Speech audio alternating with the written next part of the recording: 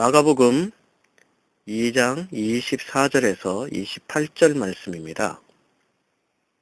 유대인들은 안식일 규정에 목숨을 걸고 있습니다.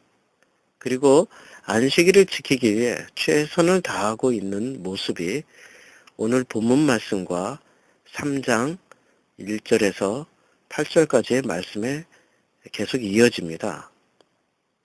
안식일은 10계명의 제4계명에 위치하고 있습니다.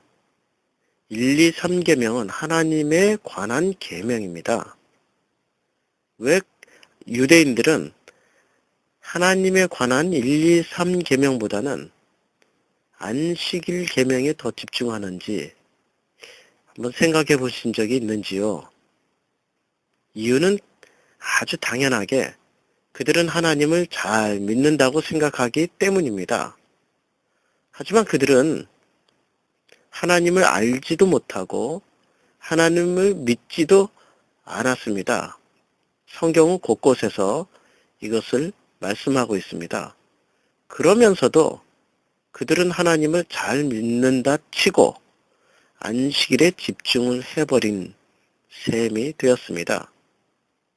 이 말씀은 본론은 빼고 껍데기만을 취한 셈입니다. 그래서 신동엽 시인은 이렇게 말했죠. 껍데기는 가라. 진짜 유대교에서 껍데기를 제거하고 알맹이인 하나님 신앙을 취해야 되는데 이들은 하나님을 믿지도 않으면서 눈에 보이는 계명, 안식일 계명부터 마지막 제10계명까지의 목숨을 걸고 눈에 보이는 계명을 지키는데 열심을 내었습니다. 이것이 바로 종교화된 유대교의 모습이었습니다. 그러면 우리 종교화된 기독교는 어떠한 모습으로 살고 있는지 오늘 본문 말씀과 비추어서 생각해보는 시간을 가져보겠습니다. 종교의 가장 악랄한 모습 중에 하나는 자기 자녀를 제물로 바치는 행위입니다. 그래서 열왕기 상하 전체에서 보여주는 종교의 막장판은 자기 자녀를 신에게 제물로 바치는 장면들입니다. 아하스 왕이 그랬고요. 수많은 북 유다 종교에서 자기 자녀를 제물로 바치는 일을 서슴지 않았습니다. 그런데 왜 이들은 자기 자녀들을 제물로 바쳐야만 했을까요? 이런 생각을 한번 해보시지 않았습니까? 자기가 믿는 신에게 자기의 최선을 보여주기 위해서 자기의 전 존재를 바치는 자기의 열심, 나는 이렇게 순수하게 정말 최선을 다해서 아무 사심 없이 모든 것을 다 바치는 이런 행위를 통해서 내가 믿는 신을 기쁘게 해주려고 그런 행위를 하는 거다라는 생각 해보셨는지요? 결국엔 궁극에 바쳐야 될 것은 자기 목숨일 겁니다. 그런 식으로 따지면. 그러나 자기 목숨은 바치지 않고 자기의 연장선상 중에서 최고의 가치, 최고의 것들을 우선적으로 바쳤습니다. 그게 마지노선, 자기 자녀들이었습니다. 그걸 바치면서 그들은 무엇을 빌었을까요? 하나님의 영광을 위해서 나 위에 다른 신들을 두지 않기 위해서 제2계명인 너를 위하여 새긴 우상을 만들지 않기 위해서 제3계명 하나님의 이름을 망령되이 일컫지 않기 위해서 그들은 자기 자녀들을 신에게 바치는 행위를 했을까요? 아닐 겁니다. 이들은 자기의 소원 성취의 목적 달성을 위해서 자기의 자녀들까지라도 바쳐서 이루어내려고 했던 사람들이었습니다. 이러한 유대교의 교인들에게 주님은 이렇게 말씀하고 있습니다. 그 안식일을 목숨을 걸고 지키려고 했던 그 유대교인들에게 예수님은 너희는 요한복음 8장 44절 너희는 너희 아비 마귀에게서 났으니 너희 아비의 욕심대로 너도 행하고자 하느니라. 그들이 섬기고 있었던 것이 하나님이 아니고 그들의 섬기고 있었던 것은 마귀다. 이 말씀입니다. 그리고 그 마귀의 욕심대로 너희도 행하고자 한다. 라고 말씀하고 있습니다. 결국에는 이 안식일을 지키지 않은 예수 그리스도를 유대 바리새인들은 어떻게 했습니까? 종교화된 이 유대교 교인들은 바리새인들이 나가서 곧 헤롯 왕과 함께 어떻게 하여 예수를 죽일까 의논하니라. 예수를 죽이려고 의논하기 시작했습니다. 종교화된 유대교의 막장은 결국에는 참 하나님, 예수님을 죽이는 걸로 결론을 내고 맙니다. 왜? 눈에 보이는 안식일 규정을 어겼기 때문에 그렇습니다. 제4계명에 집중하고 있기 때문에 이러한 결정을 하게 된 겁니다. 그러나 정말 중요한 것은 제1계명, 제2계명, 제3계명입니다. 이 모든 계명은 하나님에 관한 계명입니다. 그들은 착각하고 있습니다. 우리는 하나님 잘 믿는다 치고 눈에 보이는 제4계명, 안식일 계명부터 집중해서 지켜내려고 하고 있습니다. 우리의 모습은 어떻죠? 우리의 모습이 정말 우리도 이렇게 1, 2, 3계명 다 지켰다 치고 우리는 3계명, 4계명, 5계명 이런 데 더 집중하는 것 아닌지 되돌아보신 적이 있는지요? 성경에는 이렇게 말하고 있습니다. 로마서 3장 9절에 그러면 어떠하냐? 우리는 나으냐? 결코 아니다. 결코 아니라고 그랬습니다. 우리도 낫지 않다라고 그랬습니다. 이미 유대인이나 헬라인이나 다 죄 아래에 있다고 우리가 이미 선언하였느니라 라고 말씀하고 있습니다. 10절에 기록된 바 의인은 없나니 하나도 없고 11절에 깨닫는 자도 없고 하나님을 찾는 자도 없다라고 그랬습니다. 놀랍게도 종교화된 유대교에서는 하나님을 찾는 자도 없습니다. 그리고 의인도 없고 하나도 없습니다. 그런데 이 사람들은 자기 자신을 하나님을 가장 잘 믿는 자, 하나님을 가장 잘 섬기는 사람들이라고 착각하고 있다는 겁니다. 우리가 10계명을 다시 한번 이 시점에서 살펴봐야 됩니다. 왜냐하면 왜 이 사람들이 1, 2, 3계명을 점프해버리고 왜 4계명에 집중을 했는지 살펴보기 위해서입니다. 10계명의 제일 첫 번째 계명도 이 사람들은 뛰어넘질 못했습니다. 그럼에도 불구하고 1, 2, 3계명을 그냥 확 뛰어넘어 버리고 4계명부터 그들의 계명은 삼아버린 셈이 된 겁니다. 자, 제1계명은 무엇입니까? 제1계명은 너는 나이 위에 다른 신들을 내게 두지 말라라고 그랬습니다. 누구에게? 나 자신들에게, 나 자신에게, 우리들에게 너는 나 이외에 다른 신들을 내게 두지 말라. 그런데 우리 각자는 선악과 품고 사는 사람들입니다. 선악과에 여러 가지 기능이 있는데 그 중에 가장 대표적인 기능이 선악과를 품기 전에는 신처럼 되리라, 하나님처럼 되리라 였죠. 선악과를 품고 나면 어떻게 바뀝니까? 하나님처럼 되어버렸습니다. 우리는 이미 하나님처럼 되어버렸습니다. 하나님 이외에 우리는 다른 신을 이미 품고 사는 겁니다. 각자 자신이 신이 되어서 사는 존재입니다. 그래서 우리가 하나님을 믿는다라는 것은 나라는 신 외에 하나님이라는 신을 받아들이는 겁니다. 그래서 성경은 제1계명에 너희는 나 이외에 다른 신들을 내게 두지 말라고 그랬습니다. 그래서 성경은 이렇게 말씀하고 있습니다.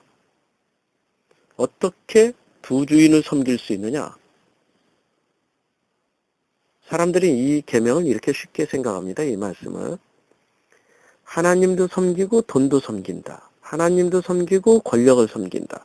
하나님도 섬기고 다른 어떤 욕심을 따라 섬긴다. 이걸 두 주인이라고 생각했습니다. 아닙니다. 돈, 명예, 권력, 이 모든 것의 핵심 바로 나 자신입니다. 하나님도 섬기고 내 자신을 섬기는 것을 두 주인 섬긴다라고 합니다. 우리 신앙의 최고의 모토는 무엇이죠? 나는 죽임당하고 예수로만 사는 겁니다. 예수를 믿는다라는 것은 나라는 신이 죽는 겁니다. 하나님도 섬기고 나는 돈도 섬겼습니다. 그래서 나는 이제 하나님만 섬기고 돈을 안 섬깁니다. 나는 하나님만 섬기고 권력 숭배 안 합니다. 나는 욕심 다 버렸습니다. 이게 내가 죽는 것이 아닙니다. 하나님을 섬기는 순간 나라는 자존심 죽어야 되는 겁니다. 하나님을 섬기는 순간 나를 드러내고자 하는 것도 죽어야 되는 겁니다. 하나님도 섬기고 내 명예도 챙기는 목사님들 많잖아요. 하나님을 이용해서 자기 자신을 마음껏 드러내고 마음껏 자랑하는 분들 많이 계시잖아요. 아니 무슨 총회장의 어떤 자리에 직함만 2, 30개씩 가지고 있는 그런 목사님들 많이 있잖아요. 하나님도 섬기고 자신도 섬기는 대표적인 모습 맞지요? 너는 나 위에 다른 신들을 내게 두지 말라고 그랬습니다. 제1계명부터 벌써 걸리지 않습니까? 제2계명을 한번 넘어가 볼까요?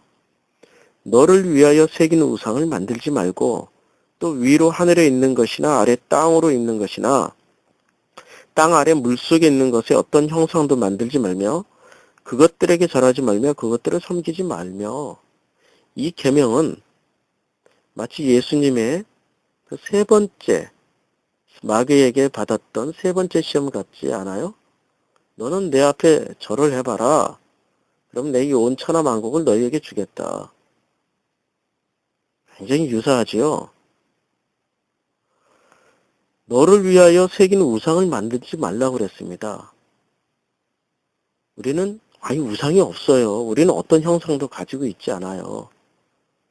한번 따져볼까요? 우리 사람들은 각자 꿈을 가지고 있습니다. 그걸 비전이라고 그러죠.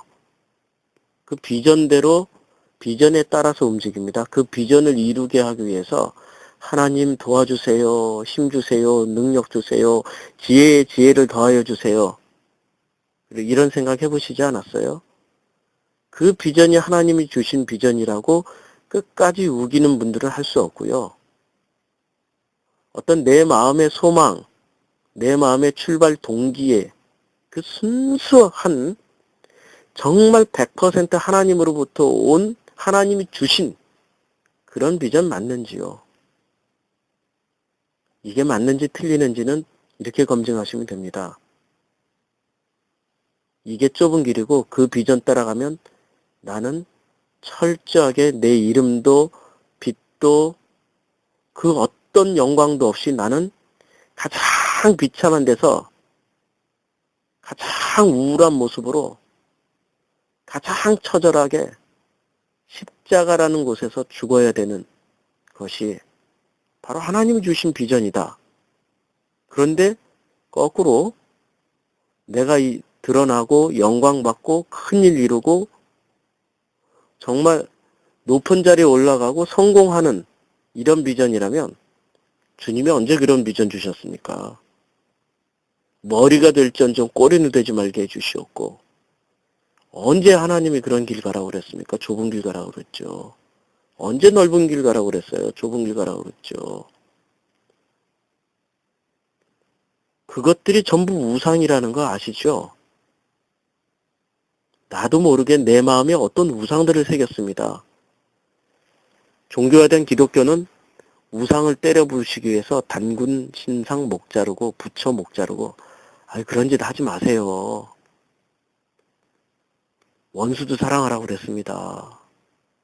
그런데 진짜로 때려 부시고 목을 잘라야 될 것은 내 자신입니다. 그래서 마가복음은 세례 요한의 목을 잘랐잖아요. 그래야 그 목이 잘려야 예수 그리스도의 머리가 붙지 않습니까? 제가 마가복음 1장 설교할 때 세례 요한 극복하기, 율법을 넘어서 복음으로 이런 설교들에서 다 설교했습니다. 결국에는 나라는 우상의 목을 하나님이 잘라주시고 그리고 내 몸에 그리스도의 머리를 붙이셔야만이 교회로 완성되어지는 게 성도의 모습입니다. 왜 나는 선악과 품은 존재이기 때문에 결코 내 속에서 선한 것이 나올 수가 없습니다. 선은 또 뭐지요? 선은 하나님의 토부, 인간의 토부에서 제가 설교를 했습니다. 하나님이 주어가 되고 하나님이 주인공이 되고 하나님이 주체가 될 때 토부는 선이지만 내 머리가 주인공이 되고 내가 주체가 되고 내가 주인공이 되면 아무리 토부를 해도 그건 선이 아니고 심판받을 대상, 죄가 되는 겁니다. 그래서 나는 죽임당하고 예수로만 사라지게 되어지는 게 신앙인의 모습이 되어야 됩니다. 두 번째 계명 통과하셨습니까? 세 번째 계명은 어떻지요? 너는 내 하나님 여호와의 이름을 망령되이 부르지 말라고 그랬습니다. 우리가 가장 교회에서 흔한 모습이 무슨 큰 행사 해놓고 하나님께 영광 할렐루야 하면서 박수치면서 양손을 번쩍 들어서 하늘을 가리키면서 하나님께 영광을 돌린다라는 액션을 취합니다. 그거 하나님께서 기뻐 받으시겠습니까? 이사야 1장에 말씀하고 있습니다. 너희는 더 이상 내 뜰을 밟지 마라. 너희는 더 이상 그 손을 들어 부르짖지 마라. 기도하지 마라. 왜냐하면 너희 손에 피가 가득합니다. 그 피가 어떤 피죠? 열왕기 상하에서 잘 설명하고 있습니다. 바알 숭배자와 엘리야가 대결을 합니다. 그런데 바알 숭배자들이 그 제단에 불을 내리게 하기 위해서 어떤 액션을 취합니까? 자기의 온몸에 채찍질, 자해, 난자를 하면서 그 피를 냅니다. 바로 그 피입니다. 자기 의의 피, 자기 노력의 피. 종교 수준으로 그렇게 하나님을 섬기면 자기 노력의 피밖에 안 나옵니다. 이건 하나님의 이름을 망령되 일컫는 겁니다. 왜? 주인공이 내 자신이 되어 있기 때문에 내 노력, 내 열심으로 하나님 이거 잘했죠. 하나님 이거 해냈지요. 하나님 이거 칭찬해 주세요. 하나님께 영광 돌립니다. 하나님 그런 영광 안 받으십니다. 왜 선악과 따먹은 인간에게서는 하나님이 취하실 것 받으실 것 하나도 없습니다. 누구한테서만 영광을 받으십니까? 오직 예수 그리스도에게서만 영광을 받으십니다. 아들에게서만 영광을 취하시는 아버지십니다.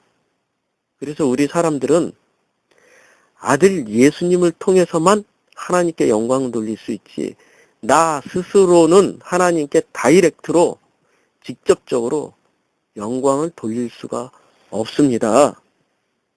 그런데 우리는 어떻게 하나님께 영광을 돌립니까?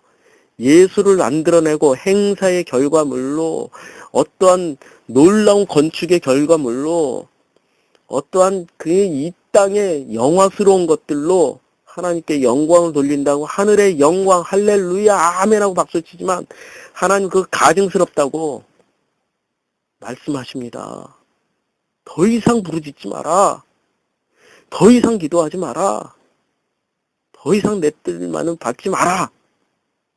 이게 구약 성경 전체의 외침 아닙니까? 이제 너희들의 것은 안 받는다. 너희가 가인의 제사는 안 받는다. 아벨의 제사, 예수의 제사, 예수는만 내놔라. 성경은 이렇게 말씀하고 있습니다. 1, 2, 3계명 다 통과하셨습니까? 그러면 4계명의 안식일 규정에 집중하셔도 됩니다. 그러나 종교화된 유대교 1, 2, 3계명 잘 믿는다 치고 4계명으로 점프해버렸습니다. 우리의 모습 또한 그러지 않는지 점검해봐야 될 때입니다. 종교화된 기독교, 하나님 믿는 신앙, 하나님과의 관계를 올바르게 하지도 않고서 4계명으로 점프해버린 거 아닌지, 눈에 보이는 계명에 너무 집착하고 집중해버리는 거 아닌지, 눈에 보이지 않는 1계명, 2계명, 3계명 다시 점검해봐야 될 때입니다. 그래서 1, 2, 3계명은 인격의 계명입니다. 하나님과 나와의 올바른 관계의 계명입니다. 관계가 바르게 될 때 비로소 4계명, 5계명, 6계명, 7계명, 8계명, 9계명, 10계명이 의미를 가지게 됩니다. 하나님과의 관계를 바르게 점검하는 시간이 되기를 주님의 이름으로 축원합니다. 기도하겠습니다.